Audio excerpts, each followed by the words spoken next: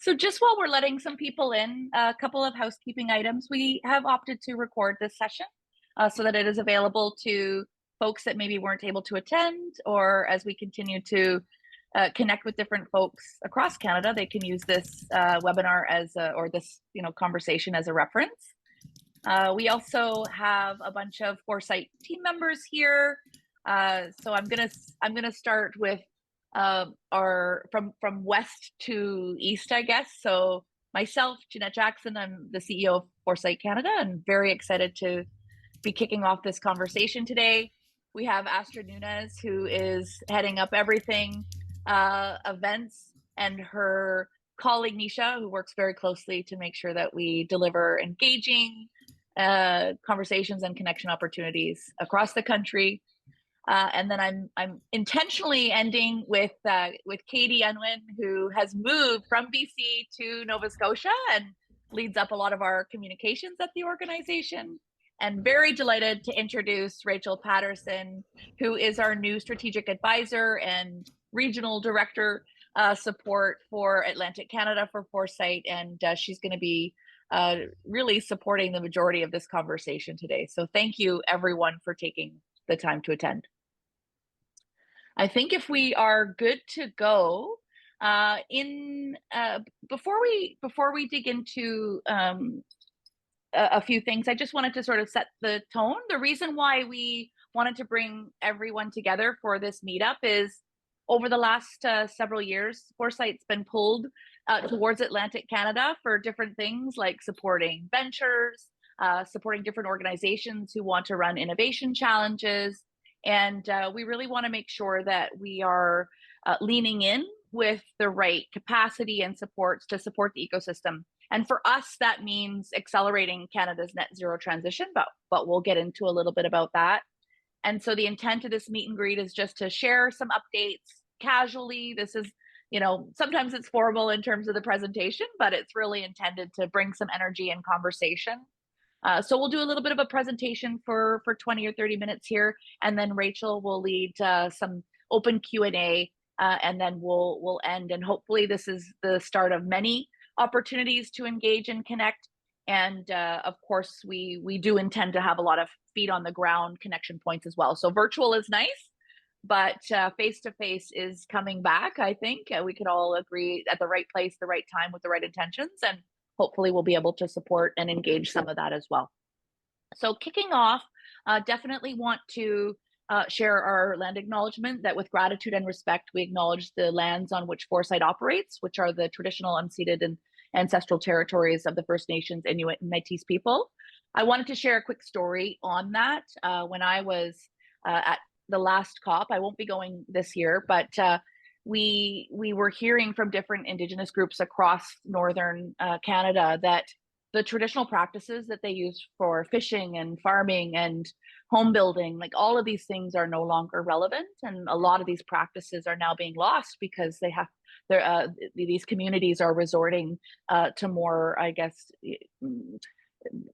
technical or modern. I don't want to say modern, because I think a lot of the tools and resources that are used are modern, but those practices aren't working because of the weather and the climate impact. So you can't predict certain things. So we do take that to heart, and it's part of why we have a pretty ambitious goal, which is to help position Canada as a global leader in clean tech, but do that by helping Canada be the first G7 country to reach net zero. So it is intentionally provocative and ambitious. I think everyone can agree, wow, we are last, and what are the steps to get there? But we do know that if we can make the right investments and bring the right people together to collaborate and connect, this means that we'll have a country that has incredible green jobs, supply chain resiliency, attract a lot of investment, both within the country and foreign investments. We'll have a strong global leadership and reputation. We'll diversify our exports.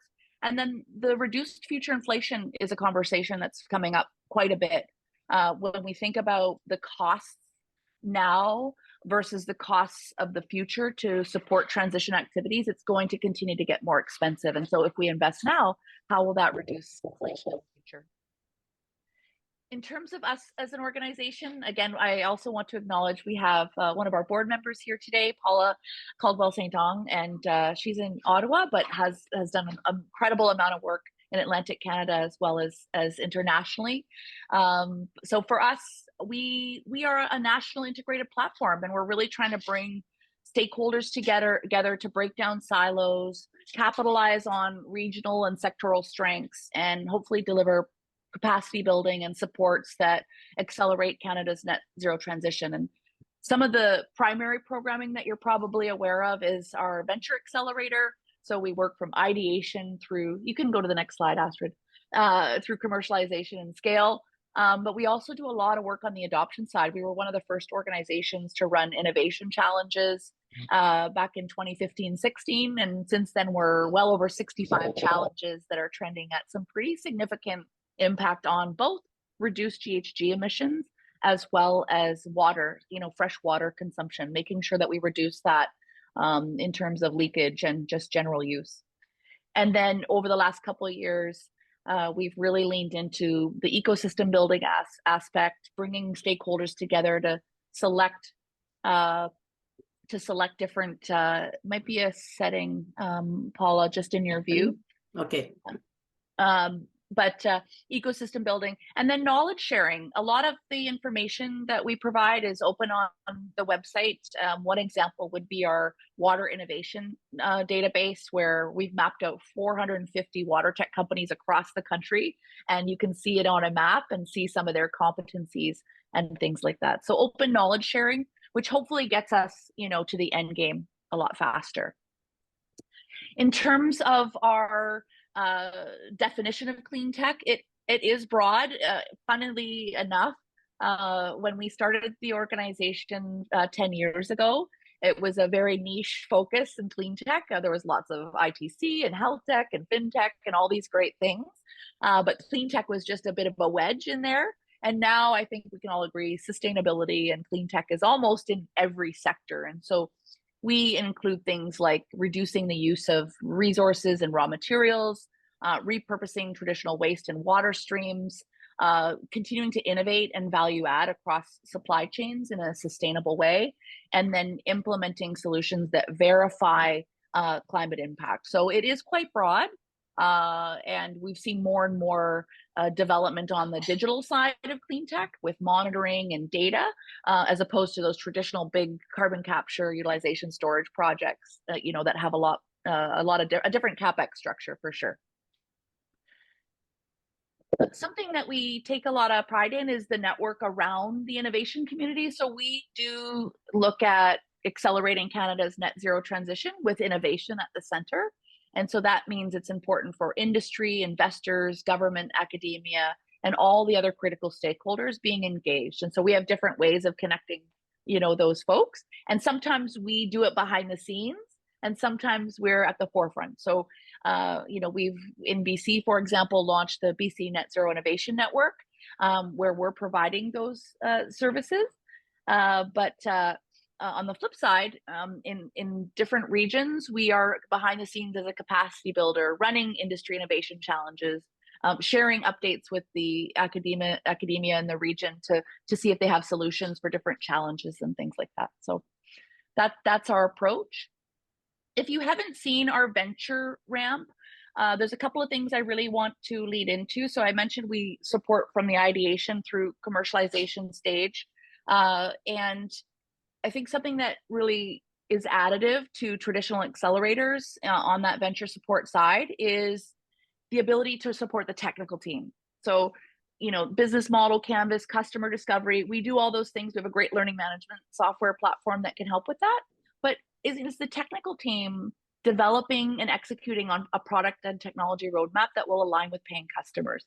And so we really lean in on supports with the technology team, including pilot coaching, and then we have a great access to capital program and, export readiness, governance, that kind of thing. But this whole accelerator, venture support program has over 200 global EIRs and industry mentors as well. So really connecting ventures at different stages of their journey with the right EIRs and mentors that may be anywhere in the world, depending on the pathway, the strategic pathway best suited for that venture. We've talked a little bit about industry, and so it started off with industry innovation challenges. Since then, we've done quite a bit of road mapping, some sort of broader ecosystem brainstorming, for example, on the actual use of hydrogen. If you set up an electrolyzer, is it going to be used, and all that kind of thing. So a lot of research and reports. And we have if you haven't met David Sanguinetti in your work, he's sort of our resident CTO, and he has a team that really supports all of the industry engagement activities. And we try to do it sectorally as well as broad clean tech, so that we can bring in different experts and networks and partners, to support the conversations. In terms of the government and Indigenous groups, we've run some really interesting innovation challenges with Indigenous communities that are looking to rebuild or build sustainable homes, for example, or look at alternative energy solutions.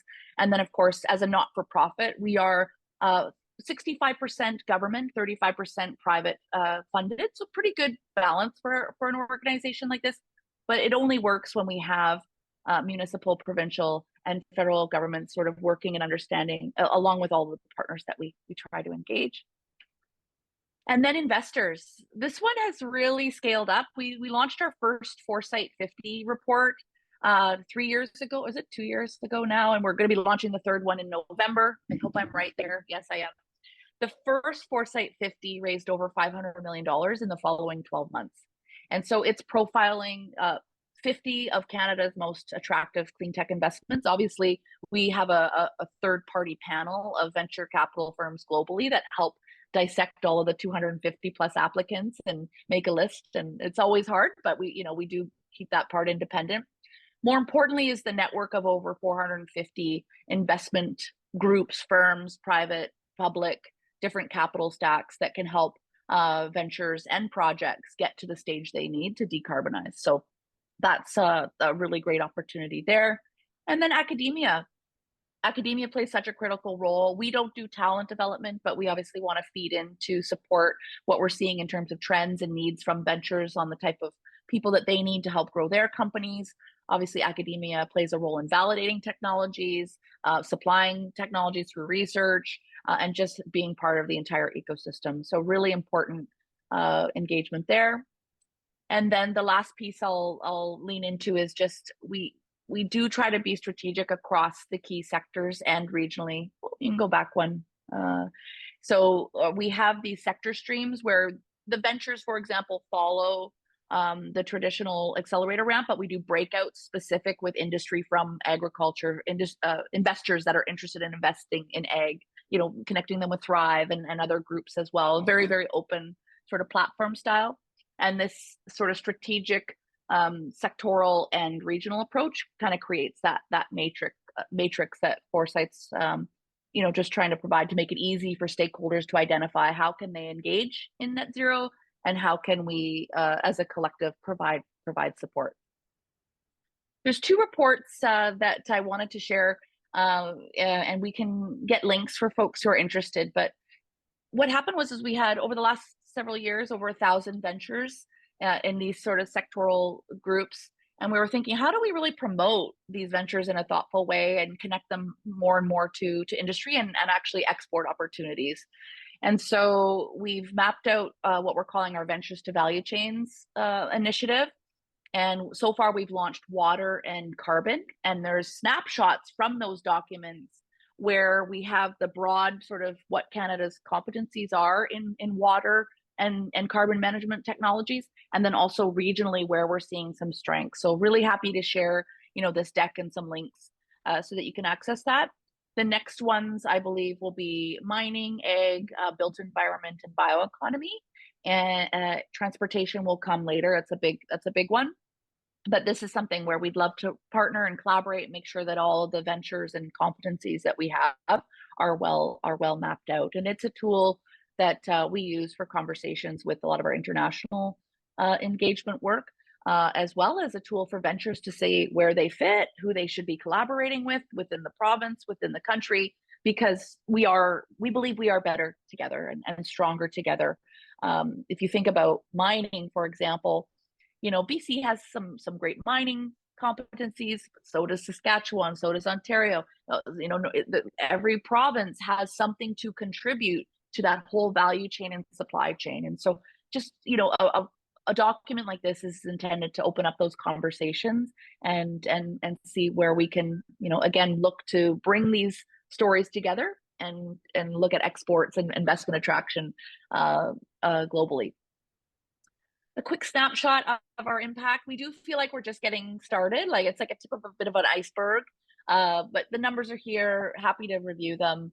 I think what's most exciting now is transitioning this conversation into what we hope to do to support all the work in Atlantic Canada. So the annual report breaks a lot of this down, but I think I am going to end my little spiel. I hope that we get to work with you and collaborate and learn from you and share with us sort of what some of you think your needs or opportunities are that we could support, and vice versa. And I'm going to pass it over to Rachel to dig into her piece. Thank you so much. Thanks, Jeanette. Hi, everyone. As Jeanette mentioned, I am supporting Foresight in expanding our efforts into Atlantic Canada. I am based in Atlantic Canada, so happy to connect with people. As I venture around each province. So our goal is to connect the region to the rest of Canada's ecosystem for clean tech, and also globally as well. So as you can see, since 2019, we've supported quite a number of companies in Atlantic Canada.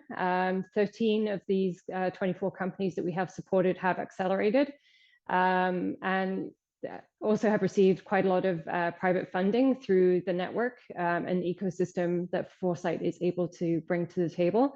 And a lot of revenue has been generated through these opportunities, as well as some of that being export revenue, which is obviously everyone's goal is to export either within the rest of Canada or into international markets as well.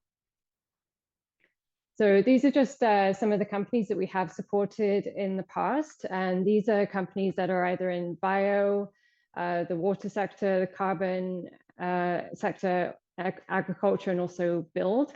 And as you can see from this slide, we have supported these companies. They've gone through a number of different programs through the next programs, which connect ecosystems that catalyze around the breaking innovation, clean tech. And also every company that we've had in Atlantic Canada has gone through the core acceleration program.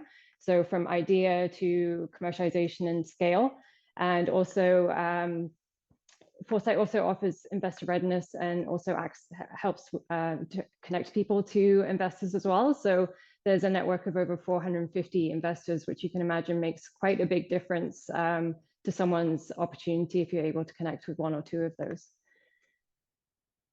And just to show the ecosystem that Foresight does have, this slide is representative of all of the partnerships that Foresight has in place. So you can see it's definitely a West Coast to East Coast and in between network of people and organizations that have a wealth of experience and also opportunities for companies here to connect with.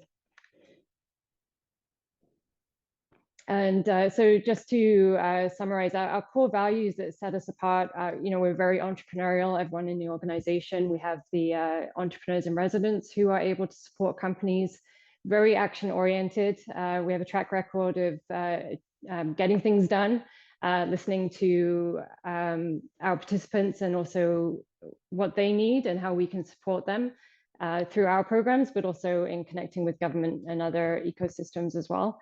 We are market and data driven, designing programs that meet demands and needs. Collaboration is key to the clean tech ecosystem across Canada. So we're very much wanting to work with people and develop those relationships and partnerships as well. And obviously we're passionate about that. We take meaningful action to address issues at global scale, Canadian scale, regional scale, and also individual business as well. And obviously also connecting people and ensuring that people cooperate and help each other and lift each other up too. So that's it about us. So I guess we can move into questions. If anybody has any questions or comments, please do share. And also, if there are ways that you think that we could really help support Atlantic Canada, please let us know that as well, because we want to make sure that we are meeting needs of the region. Yeah, some of the I'll jump in and share a little bit. Some of the organizations we've talked to are saying, "Hey, can we just funnel ventures to your accelerator programming?" And just to give you some context, some of the funding that we get from IRAP supports the deliver and technology acceleration component of our programming, for example, as well as some of the investor readiness preparations and Foresight 50 activities. So it's we're here to be additive and complementary, and and hopefully continue to show some great strengths in the work that's already happening in Atlantic Canada as part of that broader national narrative. Oh, Allison. Hello, hi, nice to see you, Jeanette. I'm from everybody. I'm from QSC, Halifax, and it's great to see you, turning a focus to Atlantic Canada. It's awesome. I'm curious to know how you're planning to, or what's developing in terms of interaction with the existing ecosystem here through Volta or the Peer or Invest Nova Scotia. How do you see those relationships working? And I think the more support for clean tech in Atlantic Canada, the better for sure. And I have another question after that as well, but I'll hold it. Sure. Well, Rachel's digging into work with all those organizations and understand, sort of the best approach to do that. Again, we don't want to just jump in and make any assumptions. What we do know is that a lot of ventures come to us for support for the program, and we think it's important. We can support, but there's also a lot of local support. So I think it's going to be, everything should be very bi-directional and complementary that way. With organizations like that, sometimes what's happened, as an example, is Capital City Pilots Edmonton, for example, they're trying to build a platform to do more introductions of ventures to solutions and to needs. And so it'll be, in terms of the bi-directional nature, we have great companies in Atlantic Canada, we know that, but they don't support the entire supply chain. And sometimes there's an industry partner looking for a venture that does something that's not there. We can then go, say, okay, broader network, let's bring that venture to do some work there. And hopefully they hire a couple people to support those customers, and vice versa. We have some needs across the country that there's some really niche expertise and talent in Atlantic Canada. So instead of always looking international, how can we connect those dots across the country as well? So those are the types of conversations we're having with those organizations. And again, we know we get pulled a lot. And so now we're saying that we're investing with Rachel and Katie to have those conversations and just see where we're best suited to support their efforts. Mm-hmm. I think you answered my second question as well. I was interested in connections with some of your industry partners for things like pilots or customer discovery. I think that's an area that sort of connecting with Canadian companies nationally that you're working with is a space that could be very helpful for Atlantic Canadian clean tech companies. I think something we didn't touch on, we do have a lot going on. I think Michael can attest. When him and I connected 5 years ago, it's like, okay, wow, you guys have really expanded.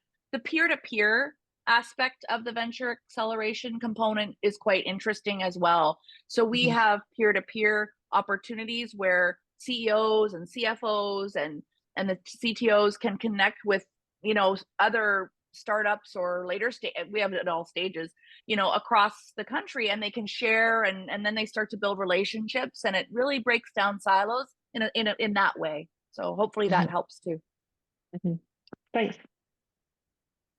Thanks for that mention, Jeanette, and bravo for how you've been building this over 5 years. It's become very impressive machine with an ambitious goal, but aligning everybody around the goals is the huge challenge, of course. We've seen this. There's pockets of innovation everywhere, and it's their ecosystems. And I like the way you position it as we are developing a national ecosystem. My first encounter with Jeanette was us trying to license the challenge technology at Innovacore, and we did a license deal, but you know, so many things go on, you never know where you're going to land. Like Innovacore is a historical relic already. But in the ecosystem here, I think you have an opportunity to connect those early spin out entrepreneurs from the institutions. That's where they are. They're all going to CDLs, but to connect them to a network of assets and supports and service laboratories and everything. I discovered this as an EIR in Carbon Next first. I did that last cohort. I had two companies, one from Nova Scotia, Gaia Refinery. Excellent opportunity, super early, very difficult path. But I've discovered within the Foresight network EIRs and service laboratories and support organizations for those companies. Like I'm discovering them for those companies out west, but in Quebec as well. But they could be discovering that in Atlantic Canada because there are adopters here and EIRs here that could be brought into the network as an ecosystem, because we're not really there. But when you look out west, like that's starting to gel. And my observation is there's a lot of value, particularly in the EIRs that end up as executives. And it's happening, like it's the right formula. So Jeanette, bravo. And I hope you have a lot of success building this Eastern Canada. And, you know, I'm happy to help. Thank you so much. Thank you so much, Michael. I think open to questions. I'm going to pass it over to Rachel. I think we did have a list of questions that we'd love to get input on. And if people get some time back, we're big on that too, by the way. We don't need to sit in meetings for the sake of sitting in meetings. That's a bit of that action-oriented approach. But if folks do want to share some input or some ideas, some gaps that they've seen that we can, you know, collaborate or take on, whatever works best, then that'd be fantastic too. So thank you so much for having us this morning. So can anybody share which sectors within clean tech you think are the strongest within Atlantic Canada? Do any specific sectors jump out for you, or maybe that you're involved in, or maybe that you're aware of?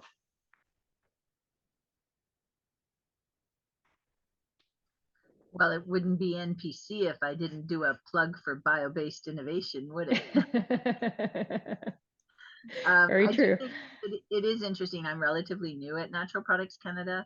I've been with the organization about a year and a half, and I continue to be surprised at the breadth and, frankly, robustness of the ecosystem and companies in bio-based innovation in Atlantic, particularly around fermentation and biomass upcycling, biomass valorization. So I think that every region, to Michael's point, every region has its own ecosystems, every region has its own strengths.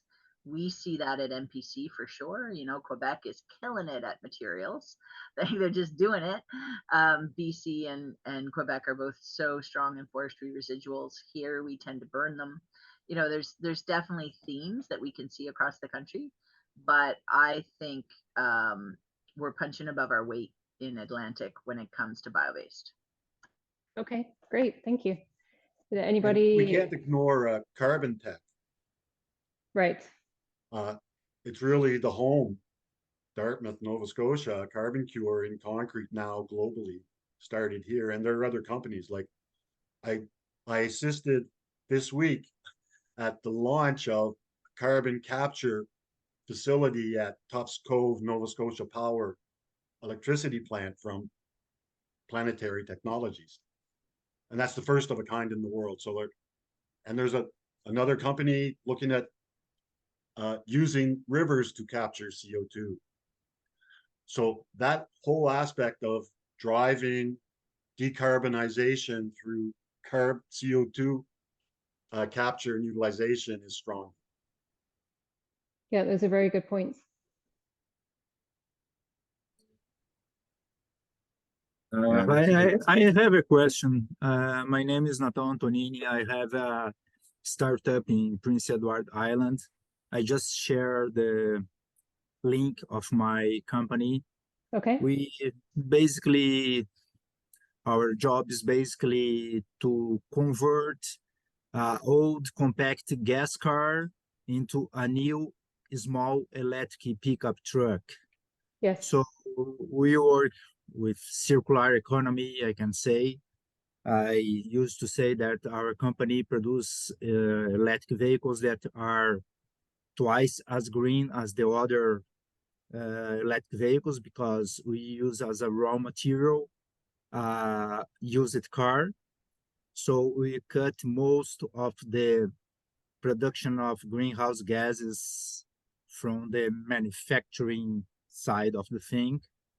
And I really, as owner of company, I didn't understand how this program works for the companies, how the companies start working with you, how it works.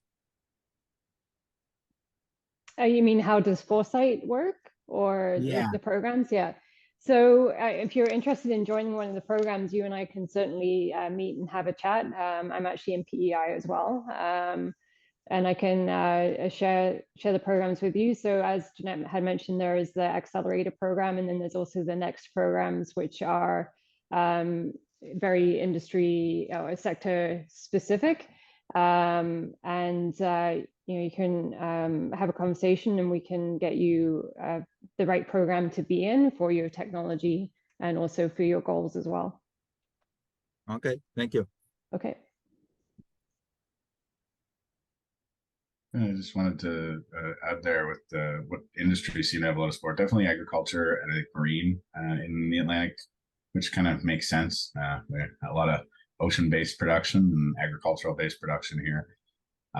But after traveling and going to some other accelerators overseas, I've definitely seen some things that I think could serve a lot of extra benefit. One of them is definitely cannot understate the value of in-person events as well. Yes. It would be great if Foresight could work to bring together some of the entrepreneurs. I definitely say, like, over the last year and a half, Foresight's definitely stepped up the game. It's impressive to see. But it's I know coming out of the pandemic, everything was virtual, but having the in-person meetings, you make all kinds of other connections that wouldn't happen otherwise. And sometimes you're able to, like, between the entrepreneurs, we're able to solve problems for each other as well. And, being able to, there's some of those psychology moments as well of, like, I don't know what I'm doing. I feel out of place. It's like, yeah, we kind of all feel like that from time to time. Yeah. That in-person thing really breaks down some of the barriers there. I think there was a lot of growth and experience that happened through went to a 3-week program in Switzerland in person for 3 weeks. So, it was intense.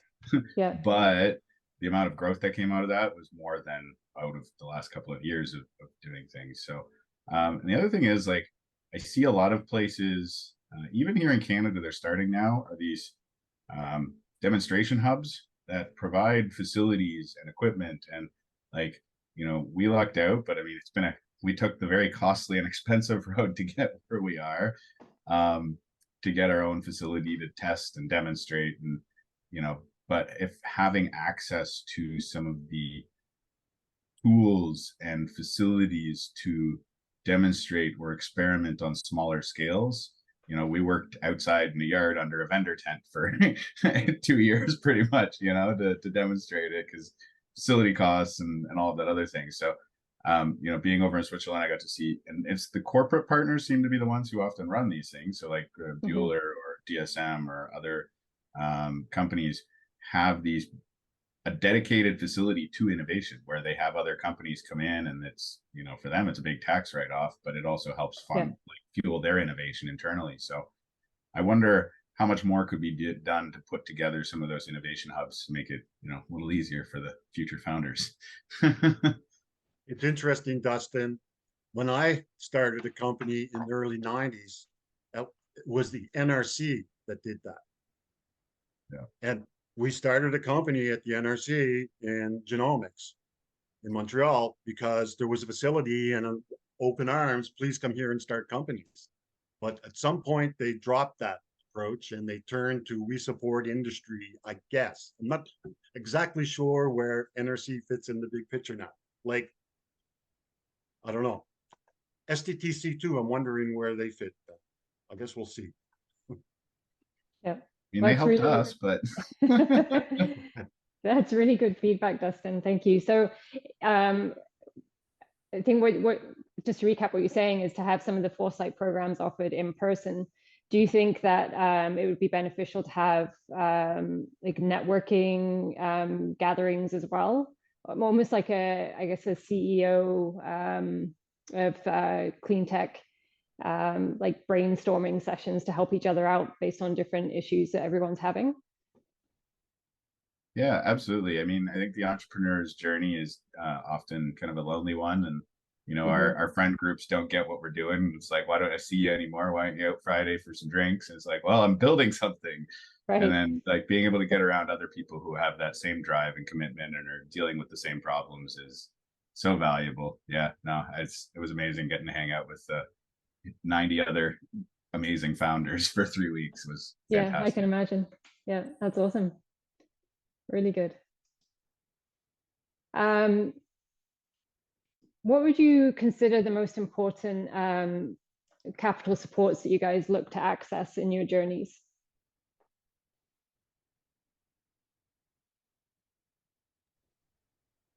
I can take lead. The hardest piece of capital support we were able to find was literally on capital expenditures. If we're going to solve the climate issues, those are all capital intensive industries. You need equipment to do that. A lot of the funding and software, you know, you can get funding for consultants to do all your business plans and your HR and all that stuff. You can get funding to cover wages and salaries. You can get funding to, you know, cover upgrades to buildings, but to get funding for actual equipment to demonstrate, to scale up, banks don't want to do it because you're not making revenue. The VCs aren't in because they're investing in tech. You know, getting the funding necessary to invest in those pieces of equipment to scale up was definitely the biggest challenge that we had. So yeah. Has anyone else had similar challenges or any different challenges that they'd like to share? Do you have any challenges with funding in general? I think the biggest challenge we had here is the working capital, the cash flow, you know, because most of the programs, you can get money for a lot of different things, but you have to put the money up front, always. So if you don't have this money, you don't have the fund as well.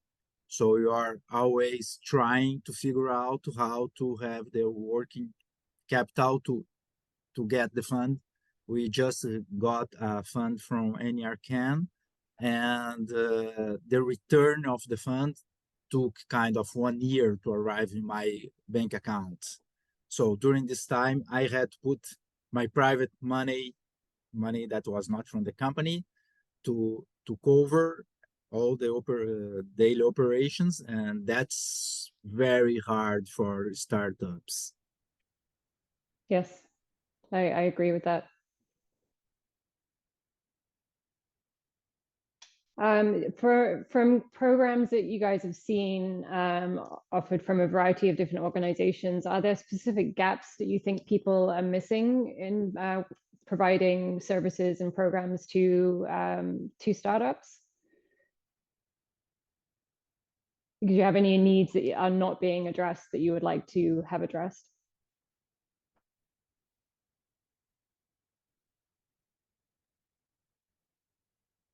I mean, I think the one area where we've had a little bit of trouble finding mentorship around or people with experience around is around licensing. That's very specific to our niche. Okay. But licensing of manufacturing seems to be a very limited skill set. Now we've gotten a bit of advice and we have some good legal teams that we're consulting with, but it's a minor thing. But that was in our niche. That was one thing that we ran into difficulties finding people that were experienced in. So is that licensing in general or just licensing of manufacturing? Yeah, licensing of our manufacturing process, because it's got its own unique set of nuances and rules, and Right. been looking for some people who have some good and some bad experiences, so we can avoid the bad ones. Yes. Try to emulate the good ones. Get the well-rounded opinion. Yep. Yeah. A gap that we see with our earlier stage natural products companies is, you can get leveraged funding for your R&D and technical staff through people, wonderful, generous IRAP and others. You can sometimes get your ops, engineering, that kind of side covered, but it's very difficult to find leverage for business development, commercialization, sales, and C-level. And so, you're getting investment ready. One of the biggest critiques is you're a team of two. you need a CFO, you need a COO, you need all these people, and that that the company isn't robust enough without them. And yet, those are expensive, difficult hires, and almost zero leverage funding for that. So we see that as a bit of a gap. The possibility of part-time funded through Foresight, part-time C-suite, I guess, there's an opportunity there. It's clear there's a gap in funding of those. But looking at the EIR list, there's a lot of opportunity for expertise all across the spectrum. I'm wondering, would an inventory of pilot demonstration facilities targeting the specific clean tech sectors in our region be something that would be useful, I guess, for the whole ecosystem to be able to start channeling? Would Foresight, would that be an interesting contribution from Foresight and maybe networking into those? Yeah, I think that's a great idea. I think it's definitely something that everybody needs, because not everybody has the space, and often when you're starting out, all you have is office space. You don't have any industrial space in your office location, and in some areas it's very hard to find that industrial space where you can even set up your own workbench. So I think that's a fantastic idea. Yep. Something available spaces with 600-volt supply. And a proper shipping dock door, right? I mean, you can work around that. We don't have the proper dock door, but But that's different, isn't it? I mean, like, you want to iterate early to pilot and take it to a stage where, like, now you can go build one on your customer site. Mm-hmm. Or whatever, or your first supply site, right? But it's hard to find that place. But Foresight is connecting companies with Carbon Management Canada under Carbon Next, specifically to access facilities like Enercan and different facilities that are available. So, and there are some in Atlantic. I know, like, doesn't PEI have an awesome food incubator? Or is it I not believe scaling? so. Yeah. Don't they have a bioreactor incubator? I know a lot of companies are taking advantage of working with Verschuren Center, with Beth Mason's team, because they take a position that we're here to help you solve your scaling problem. Not, I'm trying to raise money to support my team. It's really about, they're helping companies, and they don't take IP. They don't share it. And there's leverage funding, like a couple of centers like that in Atlantic Canada, they must be there already. I know I saw Eric Cook there, but, like, what about Fredericton? There's a private enterprise there that delivers that kind of services, I think. Anyway. Okay.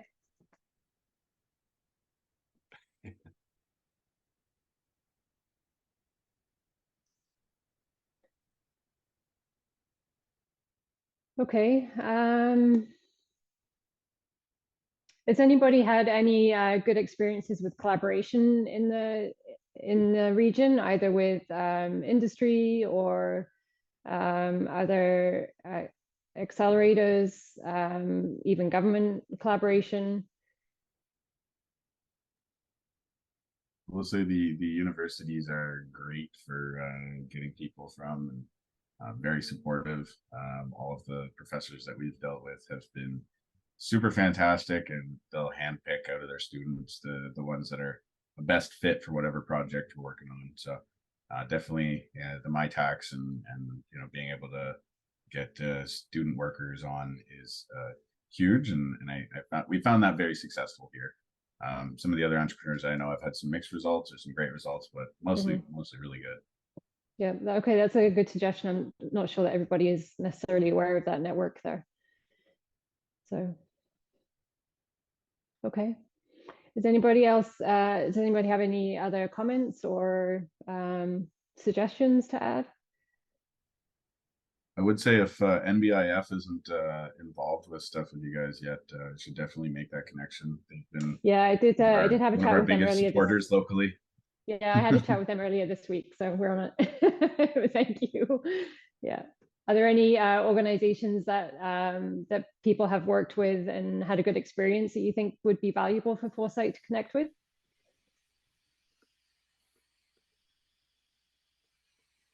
I'm sure you're already connected with Volta, but just as a more recent resident company, their new model of providing really tailored connections with EIRs as needed has been fantastic for us, and extremely responsive, and sort of connected to deep expertise within a matter of 24 hours.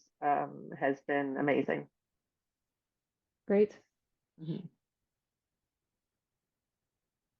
Michael, are you able to talk a little bit about the EIR within Foresight, how connecting with EIRs work? Well, I think there's a gate that creates a cohort. Like there's a call for applications. I think they do cohorts twice or 3 times a year at different levels: launch, build. I just joined EIRs in a new one, Earth Tech 2050. It's 11 companies with different aspects of clean technology. So like the accepted companies get access to a roster, and they're managed by Foresight, like networking needs to expertise. And the EIRs offer their time. Some of them are free, some of them are at a rate that is part of the Foresight funding model. The Earth Tech just started, but they also have external funds from foundations, and they're also able to pay some services like economic analysis and LCAs and things like that. But they are right now accessible to folks who are in the programs. I don't know about making that EIR stable, accessible, independent of the programs. Might be interesting. Okay, so it could be that we can maybe have some kind of relationship with Volta on that too, just to expand the network. Yeah, like there's a process, like it's clean tech total, right? Nothing, no deviation from clean tech. It has to be in the thesis. But certainly there are potential EIRs in Atlantic Canada that would be great. And obviously it's nice to have an EIR that you can sit down with, have a coffee and visit the lab and stuff like that. So locals are good. Yeah. So like recruiting them is probably a good idea too. As a Foresight. Yeah. Yep. Thank you. Well, thank you all for your time. I really appreciate that you took the time to attend and listen to what Foresight is able to bring to Atlantic Canada. And really looking forward to meeting each one of you as I travel around the region, and looking forward to connecting and helping you all on your journeys and partnering and collaboration. So thank you for your time.